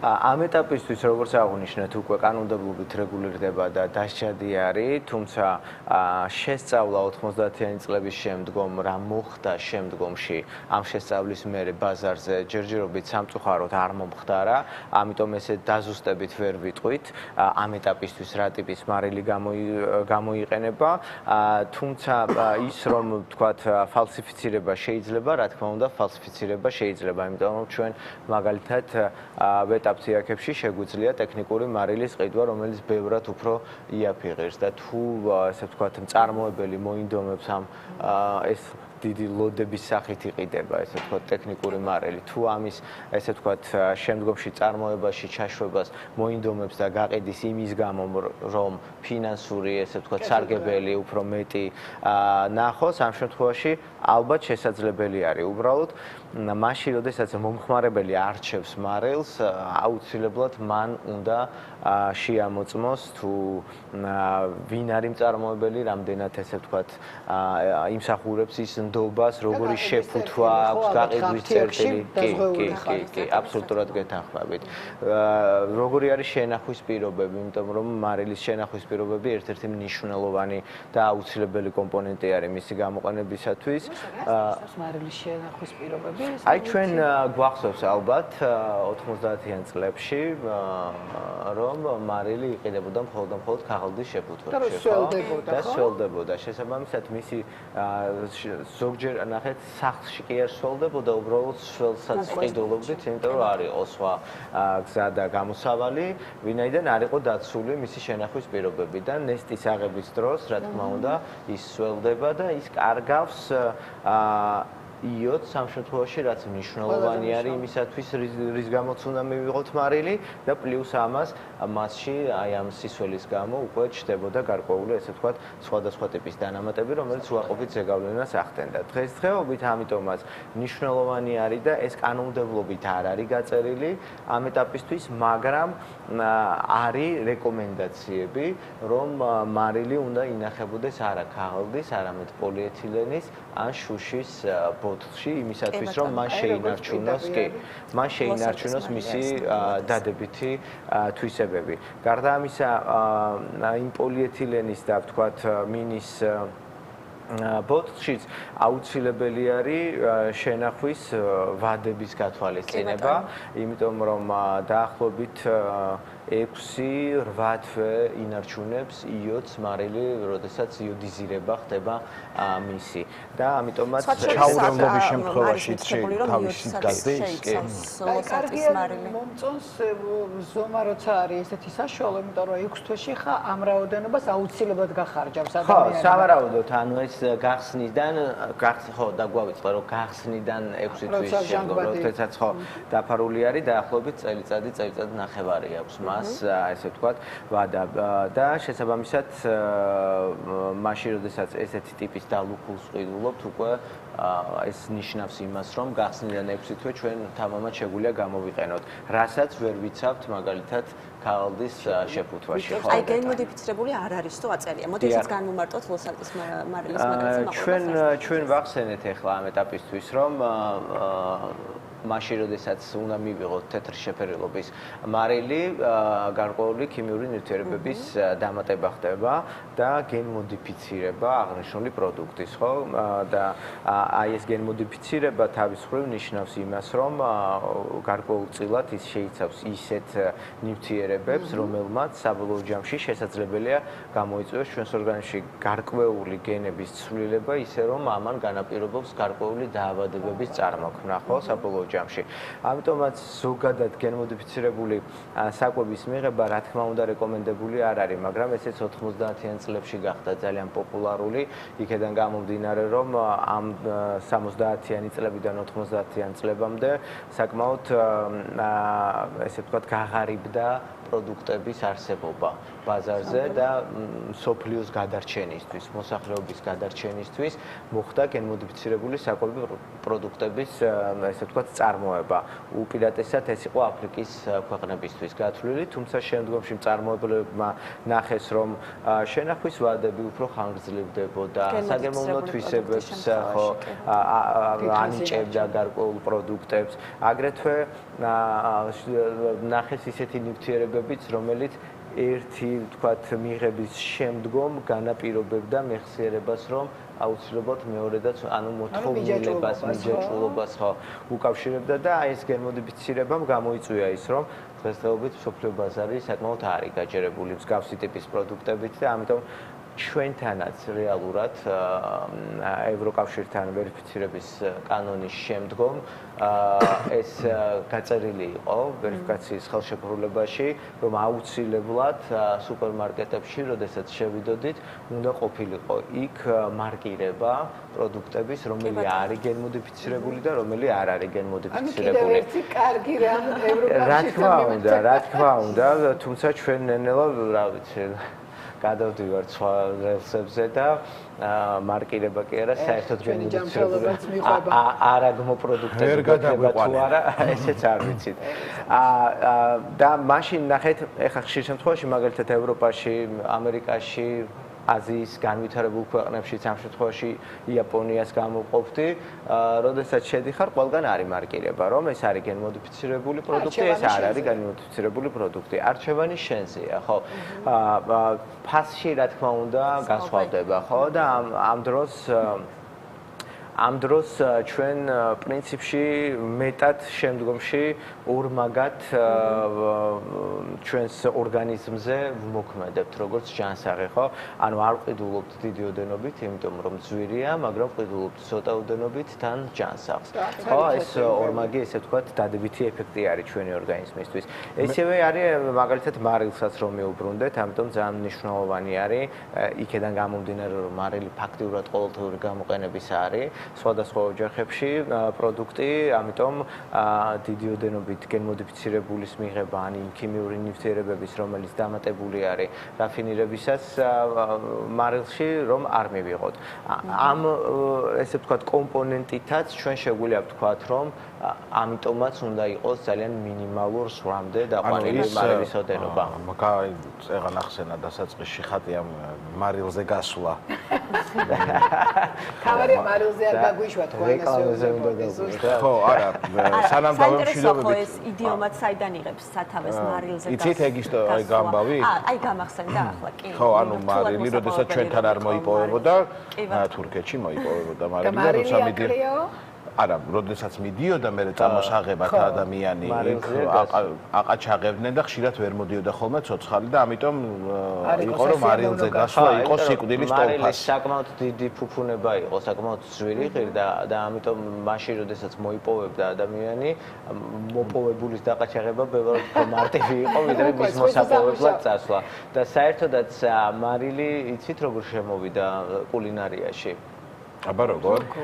მარილი შემოვიდა კულინარიაში შემდეგნაირად, რომ სკანდინავიურ ქვეყნებში დიდი ოდენობით, ესე ვთქვათ, ხორცს მოიხმარდნენ და იქ შემთხვევებში მაშინ, როდესაც მოკლედ ეს ხორცი იყო ანუ დაკლული პირუტყვი იყო, მათი გადაყრაც უწევდათ ხოლმე და იქვე მოკლედ იყო ტბა, რომელშიც ყრიდნენ ამ პირუტყვს უკვე დაკლულს, რომელსაც ვერ ყიდდნენ და ფუჭდებოდა და ერთ-ერთმა ესეთმა მოკლედ მწარმოებელმა აღმოაჩინა, რომ გარკვეული ესე ვთქვათ ხორცს პროდუქტები შენახული იყო მაშინ როდესაც ტბაში ჩაიხედა და შესაბამისად მტკნარი იყო ეს ამოიღო ის და გამოიყენა როდესაც ეს ამოიღო და გამოიყენა აღმოჩნდა რომ ის პაპში უფრო მეტ ლუდს ითხოვდნენ იმისათვის რომ ეს მარილი გაენეწაელებინა და აქედან შემოვიდა კულინარიაში მარილი როგორც საგემოვნო და ასევე როგორც შესანახი ესე ვთქვათ ერთგვარი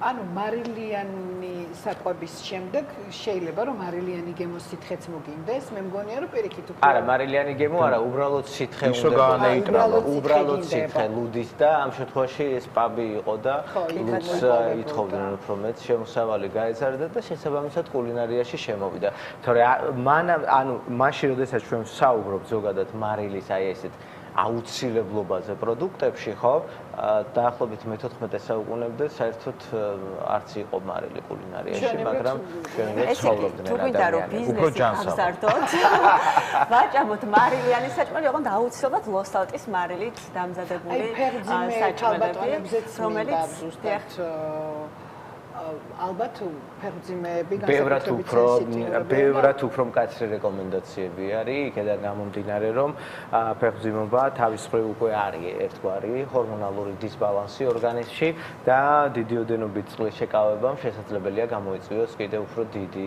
პრობლემები ხშირ შემთხვევაში მაგალითად ეს შეიძლება იყოს ეკლეპსიური ანუ თერმის მიერი ესე ვთქვათ არტერიული წნევის განვითარება ორგანიზმში შეშუპება რაც შემდგომში ნაყოფსეც მოქმედებს მის პლაცენტაზე და ამიტომაც იქ ბევრად უფრო მკაცრი რეკომენდაციები არის კი კი ბატონო ლაშა ძალიან დიდი მადლობა სტუმრობისთვის ამდენი საინტერესო არა მხოლოდ პროფესიული კულინარიის მიმართულებითაც საინტერესო ინფორმაციის გაზარებისთვის მაყურებელს შევახსენებ რომ საუბრობდით მარილზე მის უარყოფით მხარეებზე და ვისაუბრეთ ასევე იმაზე თუ რა შეიძლება იყოს ჯალსაღი ალტერნატივა ლოსალტის მარილის მაგალითზე იმიტომ რომ ის აკმაყოფილებს ყველა იმ ევროპულ სტანდარტს რითაც ნებისმიერი საკვები უნდა იყოს ესე ვთქვათ ხო და როგორც ვთქვით ბრიტანული წარმოშობის არის ეს მარილი 30-ზე მეტ ქვეყანაში რეალიზდება და მათ შორის საქართველოშიც და თუ კი მაგალითად იოდის ნაკლებობა გვაქვს ეს მარილი არის იოდიზებული და როგორც მისი მწარმოებლები გვეუბნებიან ასეთი პაციენტებისთვისაც კი შეიძლება მისი